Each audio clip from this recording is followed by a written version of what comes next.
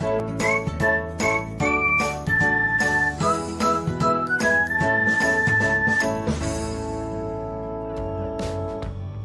everyone, welcome back to another episode of Technologyglance. Today in this video, I am going to guide you through how you can change appearance to bright mode on Truecaller. So let's get started. Firstly, open Truecaller app in your device. Then tap on calls. Next tap on three dots icon which is located at top right corner of your screen. Next tap on settings. After that tap on general. Next you can see the option of appearance. Below it you can see the option of bright mode. Tap on it. So this is how you can change appearance to bright mode on Truecaller. Thanks for watching.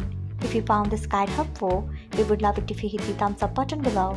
We upload great new tech tutorials like this one every day. So do not forget to subscribe to our channel and hit the bell icon so that you'll never miss another update.